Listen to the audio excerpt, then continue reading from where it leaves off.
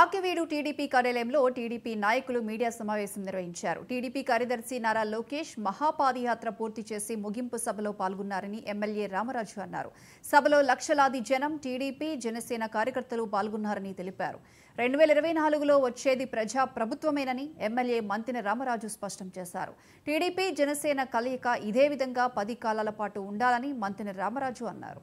18వ తారీఖున ఏదైతే యువగలం పాదయాత్ర గౌరవనీయులు తెలుగుదేశం పార్టీ జాతీయ ప్రధాన కార్యదర్శి నారా లోకేష్ బాబు గారు 226 రోజుల పాటు 97 నియోజకవర్గాల్లో 2100 గ్రామాలు, అదేవిధంగా 3132 కిలోమీటర్ల సుదీర్ఘమైన పాదయాత్ర పూర్తి చేసుకుని యువగలం నవగలం అనే ఒక విజయోత్సవ మహాసభని, అదేవిధంగా 2024లో ఎలక్షన్కి శంకారావం పూరిస్తూ గౌరవనీయులు నారా చంద్రబాబు నాయుడు గారు, అదేవిధంగా లోకేష్ బాబు గారు, అదేవిధంగా పవన్ కళ్యాణ్ గారు, అచ్చెన్నాయుడు గారు, నందమూరి బాలకృష్ణ గారు, నందమూరి కుటుంబ సభ్యులందరూ కలిపి మనకి సంబంధించి భోగాపురం ఎయిర్పోర్ట్ పరిసర ప్రాంతాల్లో ఏదైతే నెల్లిమెర్ల నియోజకవర్గంలో చేయడం జరిగింది.